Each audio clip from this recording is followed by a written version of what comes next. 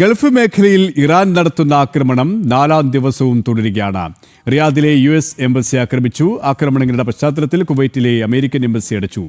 അതിനിടെ ഒമാനിലെ ദുഖം തുറമുഖത്ത് വീണ്ടും ആക്രമണമുണ്ടായി. ഗൾഫിൽ CBSE പരീക്ഷകൾ വീണ്ടും മാറ്റി. ദുബായ് ഗ്ലോബൽ വില്ലേജ് ഇന്നും അടച്ചിടും. വിശദാംശങ്ങളുമായി ഷിൻസ് സെബാസ്റ്റ്യൻ ചേരുകയാണ്. ഷിൻസ്, GCC രാഷ്ട്രങ്ങളിൽ ആശങ്ക അവസാനിക്കുന്നില്ല. കൂടുതൽ കടുത്ത ആക്രമണം ഇറാൻ നടത്തുമ്പോൾ പ്രതിരോധം മാത്രമല്ല പ്രത്യാക്രമണം തന്നെ എന്ന ഒരു നിലപാടിലേക്ക് ഗൾഫ് രാജ്യങ്ങൾ മാറുകയാണോ? ഒപ്പം നിലവിലെ സ്ഥിതിവിശേഷം എന്താണ്? സുരേഷ്, ഗൾഫ് മേഖലയിൽ ഇറാൻ നടത്തുന്ന ആക്രമണങ്ങൾ ഇത് 4ാം ദിവസം പിന്നിട്ടിരിക്കുകയാണ്. ഇന്ന് ആദ്യം റിയാദിലെ US എംബസി ഇറാൻ ആക്രമിച്ചു. 2 ഇറാനിയൻ ഡ്രോണുകളാണ് എംബസി കെട്ടിടത്തിൽ ആക്രമണം നടത്തിയത്. ഇവിടെ പരിമിതമായ തീപിടുത്തവും ചെറിയ നാശനഷ്ടങ്ങളും ഉണ്ടതായി സൗദി പ്രതിരോധ മന്ത്രാലയം അറിയിച്ചിട്ടുണ്ട്. ഈ സംഘർഷ സാഹചര്യത്തിൽ കുവൈറ്റിലെ അമേരിക്കൻ എംബസിയും അടച്ചിട്ടുണ്ട്. അടുത്ത അറിയിപ്പ് ഉണ്ടാകുന്നവരെ പ്രവർത്തനം താൽക്കാലികമായി നിർത്തിവെച്ചതായി അധികൃതർ അറിയിച്ചു. സാധാരണവും അടിയന്തരവുമായ എല്ലാ സേവനങ്ങളും റദ്ദാക്കിയതായി അറിയിപ്പുണ്ട്.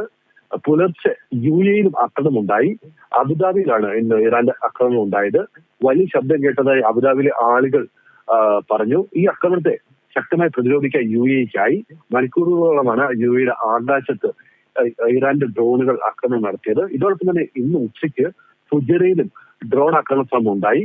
പ്രതിരോധത്തിന്റെ അവശിഷ്ടങ്ങൾ പതിച്ച് ഫുജൈറ ഓയിൽ ഇൻഡസ്ട്രിയൽ സോണിൽ തീപിടുത്തമുണ്ടായി. ഇതിൽ ആർക്കും പരിക്കില്ല. ഈ നിയന്ത്രണ വിധേയമാക്കിയെന്ന് ഫുജറ മീഡിയ ഓഫീസ് അറിയിച്ചിട്ടുണ്ട്. ഇതോടൊപ്പം തന്നെ ബഹ്റിൻ ഇസ എയർബേസിൽ ഇന്ന് പുലർച്ചെ 20 ഡ്രോണുകൾ എത്തിയതായി അധികൃതർ സ്ഥിരീകരിച്ചിട്ടുണ്ട്. 3 മിസൈൽ അറ്റാക്കും ഉണ്ടായി. ഇവിടുത്തെ ആക്രമണത്തെ ശക്തമായി പ്രതിരോധിക്കാൻ ബഹ്റിൻ പ്രതിരോധ സേനയ്ക്കായിട്ടുണ്ട്. പിന്നെ ഒമാനിലാണ് വീണ്ടും ഒരു ആക്രമണം ഉണ്ടായിരിക്കുന്നത്. ദുഖം തുറമുഖത്ത് വീണ്ടും ഇത് 3ാമത്തെ ആക്രമണമാണ് ഉണ്ടായതായി ഒമാൻ ഏജൻസി റിപ്പോർട്ട് ചെയ്യുന്നുണ്ട്. അവരുടെ ഡ്രോണിൽ ഒരെണ്ണം ഇന്ധന ടാങ്കിൽ പതിച്ചു. പക്ഷേ വലിയ അനിഷ്ട സംഭവങ്ങൾ ഉണ്ടായില്ല. ആർക്കും പരിക്കുന്നില്ല. ഇതോടൊപ്പം തന്നെ ഖത്തറിലും ഇന്ന് ആക്രമണം ഉണ്ടായി. ഇന്നലെ പുലർച്ചെയാണ് ആക്രമണം നടന്നത്. 2 ബാലിസ്റ്റിക് മിസൈലുകൾ നിർവീര്യമാക്കിയതായി ഖത്തർ അറിയിച്ചിട്ടുണ്ട്. ഇതോടൊപ്പം തന്നെ ഒരു എല്ലാവർക്കും ആശ്വാസം പ്രഖ്യാപനം ഖത്തറിന്റെ ഭാഗത്ത് ഉണ്ടായിട്ടുണ്ട്. സന്ദർശകത്തിൽ ഖത്തറിൽ തുടരുന്നവരുടെ താമസ കാലയളവ് 1 മാസത്തേക്ക് കൂടി നീട്ടി നൽകുമെന്ന് ഖത്തർ ആഭ്യന്തര മന്ത്രാലയം അറിയിച്ചിട്ടുണ്ട്.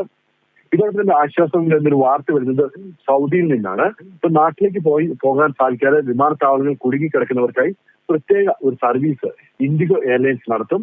സൗദിയിൽ ഇന്ത്യൻ എംബസിയാണ് ഇക്കാര്യം അറിയിച്ചിരിക്കുന്നത്. ഇതോടൊപ്പം തന്നെ UAEയിൽ കുടുങ്ങിക്കിടക്കുന്നവരെ നാട്ടിലെത്തിക്കാനായി വിമാനത്താവളങ്ങളിൽ കുടുങ്ങിക്കിടക്കുന്നവരെ നാട്ടിലെത്തിക്കാനായി സ്പൈസ് ജെറ്റും പ്രത്യേക സർവീസ് ഫുജറ വിമാനത്താവളത്തിൽ നിന്നും നടത്തും. 3 സർവീസുകളായിരിക്കും ഉണ്ടാകുക.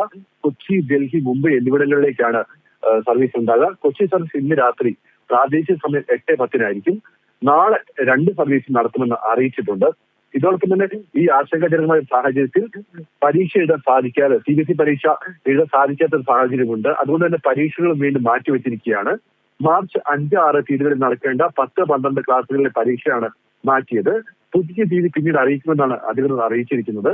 മാർച്ച് 7 മുതലുള്ള പരീക്ഷകളിൽ തീരുമാനം സ്ഥിതിഗതികൾ വിലയിരുത്തിയ ശേഷം മാത്രമായിരിക്കും ഉണ്ടാകുക. ഇതോടൊപ്പം ദുബായ് ഗ്ലോബൽ വില്ലേജ് അടച്ചിട്ടിരിക്കുകയാണ്. ഇന്നും അടച്ചിട്ടത് 3ാം ദിവസമാണ് അടച്ചിട്ടിരിക്കുന്നത്. ഷിൻസ്, ഈ പറഞ്ഞതുപോലെ തന്നെ ഇത്തരത്തിലുള്ള നിർദ്ദേശങ്ങൾ ഉണ്ടാകുന്നു, നിയന്ത്രണങ്ങൾ ഉണ്ടാകുന്നു. 4ാം ദിവസത്തിലേക്ക് ആക്രമണം കടുത്തൊരു സാഹചര്യത്തിലാണിത്. ഇങ്ങനെ പോവുകയാണെങ്കിൽ വരും ദിവസങ്ങളിലും ആക്രമണം ഉണ്ടാകാൻ തന്നെയാണ് സാധ്യത. ഒരു സമാധാനം അകലെയാണ് എന്ന് വേണം നമുക്ക് വിലയിരുത്താനും. അതുകൊണ്ട് തന്നെ ജനജീവനം അത്രത്തോളം ഓരോ ദിവസം കഴിയും തോറും ജനജീവനത്തെ ഇതൊക്കെയും ബാധിക്കുകയാണല്ലേ? ആക്രമണം തീരുന്നില്ല എന്നാണ് മനസ്സിലാക്കാൻ സാധിക്കുന്നത്. ഇപ്പോൾ ഒമാനിലെ ദൊഫ ഗവൺമെന്റിന്റെ ആകാശത്തിന് മുകളിലൂടെ നീങ്ങിയ 2 ഡ്രോണുകൾ വെടിവെച്ചിട്ടതായി ഒമാൻ അറിയിച്ചിരിക്കുകയാണ്. 3ാമത്തെ ഡ്രോൺ സലാല തുറമുഖത്തിന് സമയം വീണതായും ഒമാൻ ടെലിവിഷൻ പ്രഖ്യാപിച്ചിരിക്കുകയാണ്. പക്ഷെ ഇതിലൊന്നും നാശനഷ്ടവും ആളപായവുമില്ല. ഇവിടുത്തെ ആശങ്കപ്പെടേണ്ട സാഹചര്യമില്ല. വേറെ ഇറാന്റെ ഭാഗത്ത് നിന്ന് മിസൈൽ ഡ്രോൺ ആക്രമണം നടക്കുന്നുണ്ടെങ്കിലും ഇതിനെല്ലാം ശക്തമായി പ്രതിരോധിക്കാൻ GCC രാജ്യങ്ങൾക്കാവുന്നുണ്ട്. ഇതിന്റെ അവശിഷ്ടങ്ങൾ മിസൈൽ ആക്രമണത്തിന്റെ അവശിഷ്ടങ്ങൾ വല്ലവർക്കും ജനവാസ മേഖലയിൽ തെറിച്ചു വീഴുന്നു എന്നല്ലാതെ വേറെ ജീവഹാനിയോ അല്ലെങ്കിൽ പരിക്കുകളോ ഒന്നും ഉണ്ടാകുന്നില്ല. ഇതിനെ പ്രതിരോധിക്കാൻ UAE അടക്കമുള്ള ഗൾഫ് രാജ്യങ്ങൾ സാധിക്കുന്നുണ്ട്. KP,